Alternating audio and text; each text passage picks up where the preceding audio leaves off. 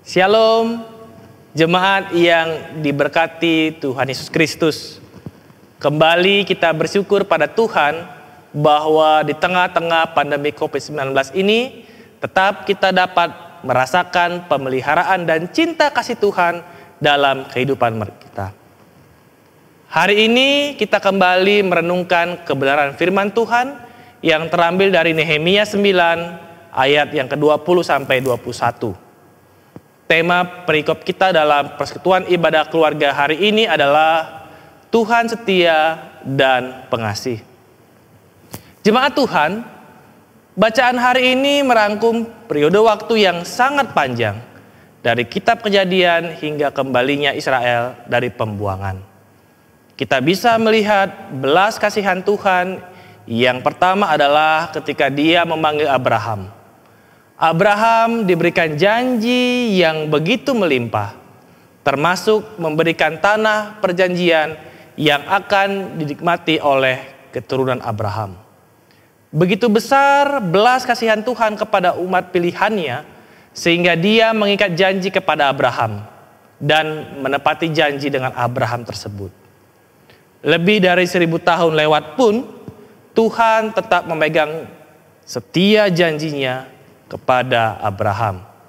Dia tidak lalai menjalankan apa yang telah Dia janjikan.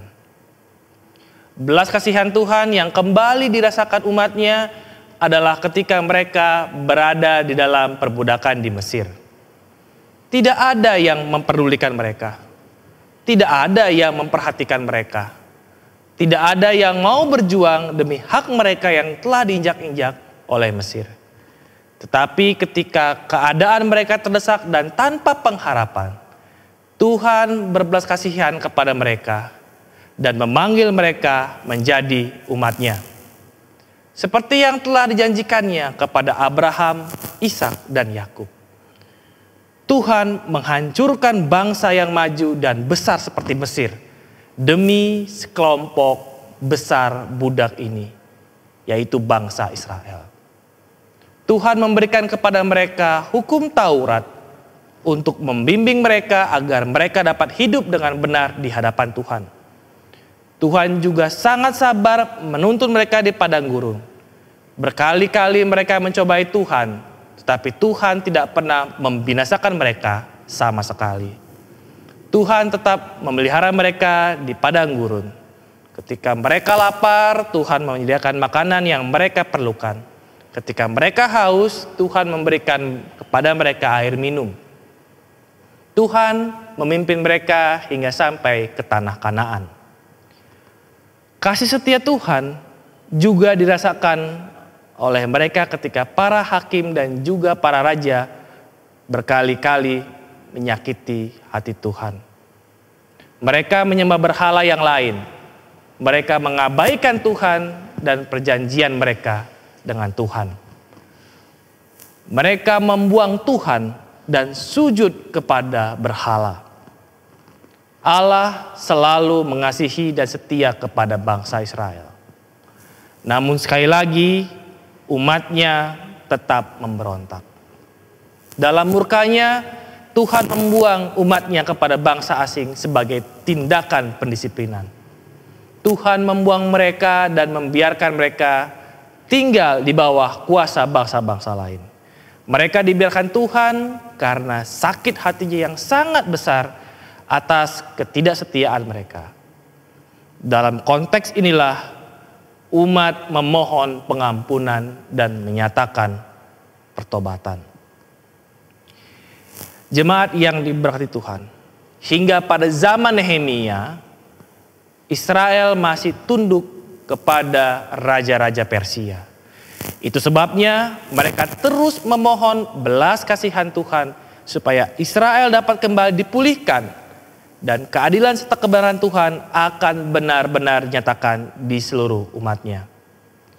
Jemaat yang diberkati Tuhan, kita melihat Nehemia pasal 9 bahwa orang Israel berpuasa, mengakui dosa mereka serta dosa nenek moyangnya. Mereka melakukannya dengan cara sujud menyembah di hadapan Tuhan. mengawali penyesalannya, mereka menaikkan rasa syukur atas berkat Tuhan. Kita bisa melihat bahwa Nehemia di sini menaikkan doa bukan untuk dirinya sendiri, melainkan untuk seluruh bangsa Israel. Kerendahan hati Nehemia di hadapan Allah menjadi contoh bagi bangsa Israel pada saat itu. Nehemia sadar bahwa tanpa belas kasihan Allah, bangsa Israel akan tetap di bawah penderitaan. Nehemia menyadari bahwa Tuhan yang telah memilih Abraham dan memberikan tanah Kanaan.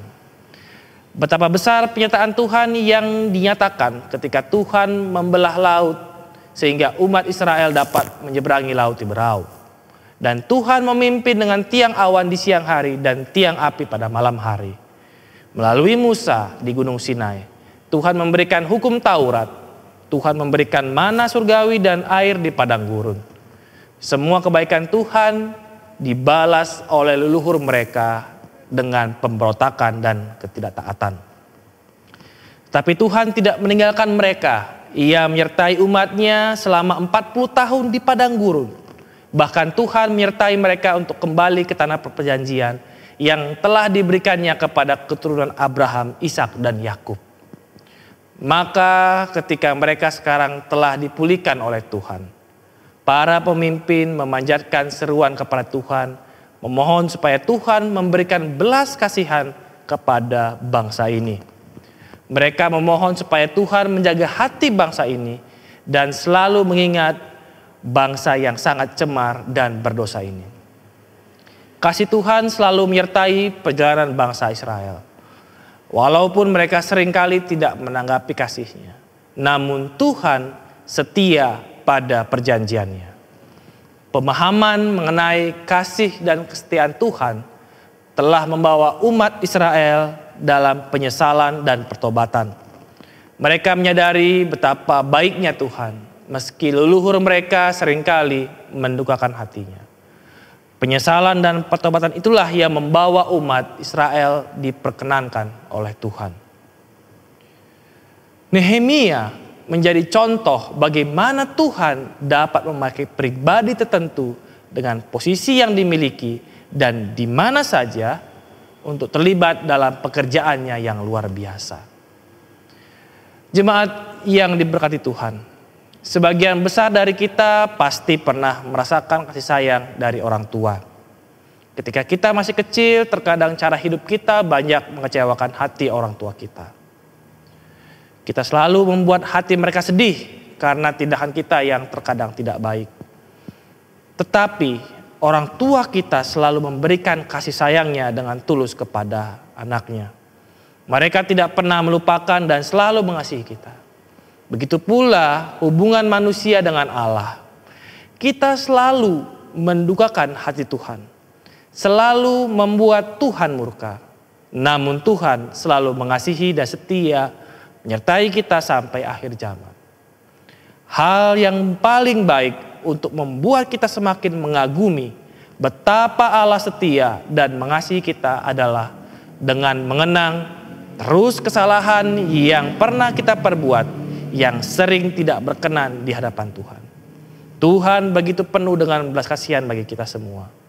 Dia tidak meninggalkan kita walaupun kita lebih layak dibuang oleh Tuhan. Bapak Ibu jemaat yang dikasihi Tuhan, mari kita renungkan semuanya ini. Bangsa-bangsa di bumi sebelum Tuhan memanggil Abraham, memakan hasil bumi ciptaan Tuhan, menikmati air dari Tuhan, mendapatkan makanan mereka juga dari Tuhan, dan mendapatkan udara yang mempertahankan hidup mereka juga dari Tuhan. Tetapi siapakah yang mereka sembah? Mereka sembah berhala dan ilah-ilah lain. Tuhan begitu murka, tetapi Dia memanggil umat pilihannya dan mengampuni mereka dari dosa ini. Kita seringkali menerima segala yang terbaik dari Tuhan. Tetapi kita memberikan terkadang hati kita kepada yang lain.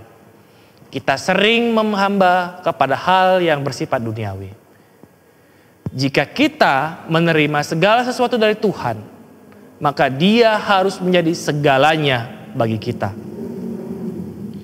kita harus belajar dari kesalahan bangsa Israel di padang gurun yang terus-menerus merasa kurang. Mereka benar-benar menguji kesabaran Tuhan dengan bersungut-sungut, minta ini, minta itu, seolah-olah Tuhan kurang mengerti bagaimana cara memelihara mereka. Tuhan murka kepada mereka karena pada faktanya Tuhan tidak pernah gagal memelihara mereka walaupun mereka ada di padang gurun. Kita pun sama berdosanya dengan mereka dalam hal ini. Bukankah kita menuntut ini itu dari Tuhan, seolah-olah cara Tuhan memberkati dan memelihara kita tidak tepat? Bukankah kita lebih sering melihat apa yang kita belum miliki daripada bersyukur untuk apa yang telah kita miliki? Jika di dalam kekurangan atau di dalam keadaan terdesak atau di dalam bahaya, kita harus terus bergantung kepada Tuhan dan memohon kepadanya. Tetapi memohon berbeda dengan menuntut. Memohon juga berbeda dengan bersungut-sungut. Tuhan menghargai setiap orang yang bergantung kepadanya di dalam permohonan untuk segala hal. Tetapi Tuhan murka kepada orang yang hanya tahu bersungut-sungut, merasa kurang ini dan kurang itu, tidak pernah bersyukur untuk apa yang dia telah miliki. Oleh karena itu, jemaat Tuhan, bertobatlah dari sungut-sungut kita itu sebelum Tuhan menutup pintu rezeki kita, dan perbanyaklah bersyukur atas pemberiannya kepada kita. Jemaat Tuhan, berbahagialah kita yang sudah dengan setulus hati dan segenap jiwa mematuhi, memaati, dan mengingat perbuatan-perbuatan Tuhan yang dahsyat dan ajaib yang telah dibuatnya. Karena Dia, Yesus Kristus, Tuhan kita, sudah lebih dahulu memberi contoh bagi kita dengan setiap mematuhi dan menaati perintah Bapaknya sejak dari mulanya. Berbahagialah kita yang sudah percaya bahwa Dia adalah Tuhan yang panjang sabar dan berlimpah kasih setianya, yaitu Tuhan yang sangat sabar dan maha sabar, serta memiliki kasih setia yang berkelimpahan. Karena Dia yang maha pengasih dan penyayang sudah menyediakan upah besar bagi kita dan semua orang yang percaya kepadanya di kerajaan sorga. Berbahagialah kita dan semua pribadi di antara kita yang percaya bahwa Tuhan Allah kita yang pengasih dan penyayang, yang panjang sabar dan berkelimpahan kasih setianya, tidak akan meninggalkan kita yang percaya kepadanya selamanya.